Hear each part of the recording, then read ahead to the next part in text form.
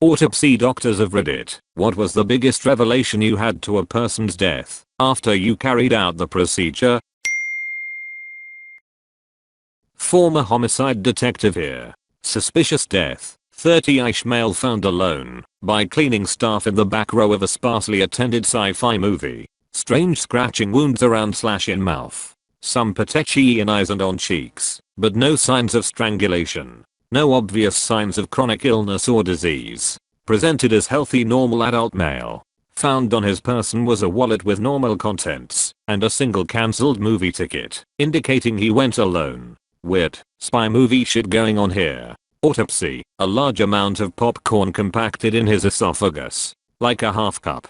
Dude was apparently excited by the movie, stuffing popcorn in his mouth, and choked. The scratch marks around / in his mouth were self-inflicted, trying to dig out popcorn, verified via fingernail scrapings. His was only DNA present. Loud movie, he was in the back, no one saw or heard him choke. I've never eaten popcorn again.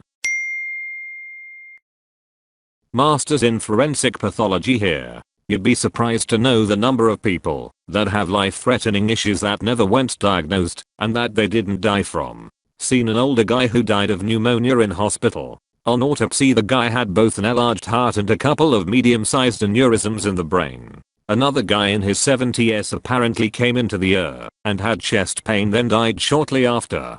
Dies of a heart attack, but also had cancer. In less natural circumstances though, saw a guy who had been shot in the head a couple of times. 3 definite entries and a blown out skull, but police only found 1 bullet.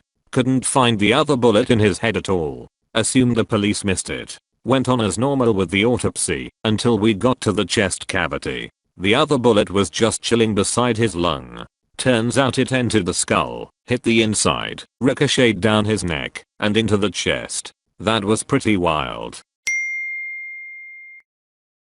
My wife is a pathologist assistant, and during her schooling carried out the autopsy of a newborn that died minutes after birth. The mother was desperate for a child and had a history of multiple miscarriages at different terms. This was her first time making it full term and all prenatal checkups revealed no problems. The delivery was difficult, but successful, and baby was alive for a short time. Skip to autopsy. All signs point to baby being fully developed. Get to the abdominal cavity and the liver is lacerated and hemorrhage everywhere. During the difficult delivery the resident used too much force with a forceps to pull the baby out. The ruptured liver that caused the baby to bleed out internally. Wife was enthusiastic about autopsy up to this point, now has no interest. Med student almost graduated here. A couple years ago I attended the pathological anatomy course, and during a class the professor showed us some autopsies. Despite the tremendous smell of 4/5 consecutive autopsies, one of them was carried out on a homeless patient that died in the ER probably due to heart failure.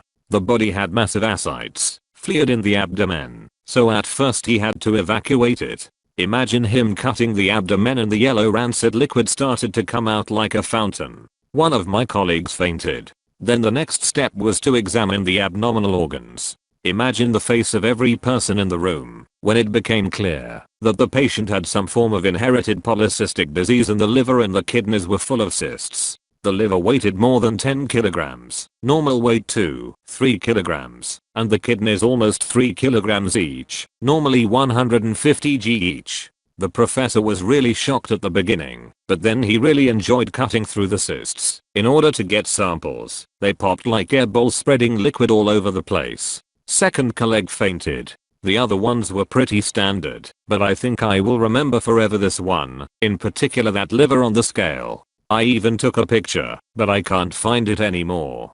PS. I'm sorry for any mistakes, but I'm not a native English speaker. Forensic pathologist here. To come to mind. I had just moved back to my home state where family lives. Get a case with a man with a distinctive last name in the family tree. I put a text out to my mom to see if we were related, but before she texted back I pulled the sheet back and already knew. He looked like me. It was my great uncle. Get a case where it's a house fire death. On exam he's got multiple textbook stab and incised wounds. I spend the next 30 minutes getting gaslighted quizzed by PD about are you sure? because they thought this was a straightforward house fire. Unfun fact, fire's not an uncommon way for people to try to conceal a homicide. I was a forensic tech for a state medical examiner's office for about 2 years. I've assisted in about 1,000 autopsies and have removed bodies from scenes from likely twice that. I told these stories in another AskReddit thread about people who clean up crime scenes, and I have a few takeaways. Man who had a psychotic break and castrated himself and stuffed it all into this mouth before cutting his own throat. Man who was sodomized to death with a broom, a baseball bat, and the tuning end of a guitar. Man who decapitated himself by hanging himself with high-tension cable and jumping off a bridge. Woman overdosing whilst carrying an 8-month pregnancy. No really any major revelations like, in terms of something wild unexpected, or a medical finding that contradicts the police report. Just seen enough shit in one lifetime for 100 people. Edit, you can likely dig through my posts if you want to find the whole stories. Pretty sure my profile is public. Not a doctor, but a whole body scientific donation technician. I'm the person who dissects cadavers after they were donated. We very commonly would get young cases, normally overdoses. Had a mid-30s female, went to medical examiner prior to donation, but they only did an external evaluation. I went to check her genitals to see if I could palpate a uterus, found a condom full of pills. Similar to most, the body became a crime scene and we couldn't touch her. When we finally were able to continue, they asked us to photograph the pills to send to the examiner's office. They were mostly Advil and Zyrtec, easily one of the weirdest things I've ever found. During my internship rotation a couple of years back, a 40-year-old guy came in because he suddenly collapsed while drinking with friends. He came in unresponsive, mouth bleeding, and not breathing, so we had to intubate him. For some reason, the endotracheal tube, the stiff tube placed inside the trachea to help the patient breathe, won't go in, but we managed to suction copious amounts of blood clots. After CPR, still with unsuccessful intubation, so we had to bag him with a face mask. The patient was declared dead and diagnosed with a ruptured abdominal aortic aneurysm. During the autopsy, they found out that the guy was apparently shot by a gun from the top of the head. The entry wound was obscured by his hair and was barely bleeding at all, and the bullet somehow went through the back of the guy's throat and made a hole behind the base of the tongue, which the endotracheal tube kept slipping into. Worked at an animal hospital. They did necropsies for zoos all the time. An alligator died, and they shipped it to the hospital, refrigerated etc. to stop the decay. They took it out and put it up on the table. After doing all the paperwork, they started opening up the alligator. After the first cut, the alligator opened its eyes. Turns out it wasn't dead. The zoo vet mistook an illness for death and the low temperature put it basically into a coma. Edit. Unfortunately this is all the information I know on this story. It's been 7 years since I worked at that place. Not exactly an autopsy per se, but it was a patient found unresponsive, with CPR in progress by EMS. The man was clearly homeless. Based on his appearance and smell he reportedly had not been seen for several days by his friends, and was eventually found behind a fast food restaurant dumpster.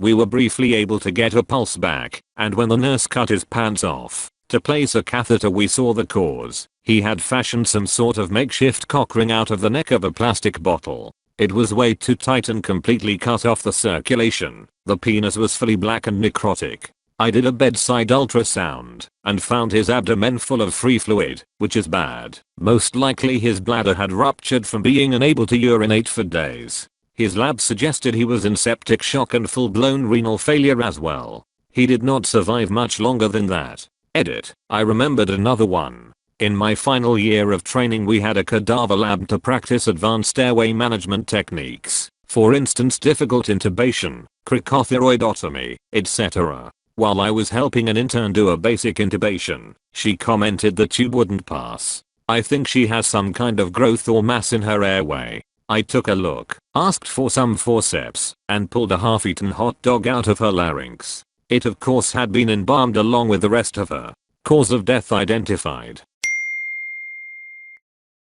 I may be late to the party, but I finally have a good story to tell. In medical school, my group's cadaver was an 80-plus-year-old female who was extremely unfit, morbidly obese with muscles half the size of any other cadavers. Her pectoral muscles were paper thin. To get some reference, we figured she was bedridden during her last few months, which would somewhat explain these findings. When we started on urology unit and began to dissect the infratemporal fossa, I discovered a small metal pellet under the skin behind her right ear. My tank mates and I went on to find dozens of these metal pellets strewn around her head's anatomy, with some lodged into the cranium and others in the bones of her face. We contacted her living relatives to get some clarification, and they ended up revealing that when this lady and her brother were children, they said she was 8 years old. They were playing with an old decorative rifle that the family had mounted above the fireplace. Long story short, the brother accidentally discharged the rifle into the girl's face. The aftermath was this lady was blind and wheelchair bound for the rest of her life, and the pellets weren't all removed. It was an interesting dissection with that information from then on, but a sobering moment in reminding our class that our cadavers are humans with their own struggles and rich lives. If you're considering donating your body to science, please know that we don't take the responsibility lightly, and a million thanks aren't enough. I have more stories, if anyone is curious. Edit. I should add that her granddaughter made a point of saying this lady did not hold a grudge on her brother, and they lived full lives on happy terms. Not mine, but a doctor I used to work with. Back when he was in school, he would do his cadaver labs really late at night, to many people during the day. One time it was really late, around 2 AM. He was listening to his lecture on his headphones and he saw the cadaver's arm move/twitch. He thought it was just his mind playing tricks on him. Then he saw it again. Proceeded to run away in a panic. He told a few of his classmates what happened, but nobody believed him. Next day they had a group cadaver lab with the same cadaver. The arm twitched yet again. The professor did some digging, and it turns out the patient's pacemaker was still fully functional and occasionally fired, causing the arm twitch. He was so relieved. He thought there was a zombie in there. While in medical school, we had to observe an autopsy and could assist. One of the lectures was to observe forehead trauma. You do this by hitting the skull with a hard object, scissor or the like. A hollow sound is normal, but a dull sound indicates trauma. One of the other students did this exam and found a dull sound. The coroner had not yet himself examined the person and was very surprised, as he had not been informed by the police of head trauma. They then continued to examine the head, and they found a gunshot wound through the skull. All of a sudden the person was a crime scene, and they had to call the police again and leave the person as into shade as possible. I believe it was later confirmed that the person had shot himself, but it could have been a murder. Edit. This blew up. Thanks for all the upvotes. As someone pointed out, there must have been some information that was missed between the police and coroner. I myself was not present, but I do believe the story is true, as it is now a lecture in why you should always examine for skull trauma and not just assume something before knowing. Also edit. There seemed to be a lot of interest, so I have added another story which is unfortunately true, but crazy. Thank you for watching. If you enjoyed the video, hit like. If you would like to see more, feel free to subscribe.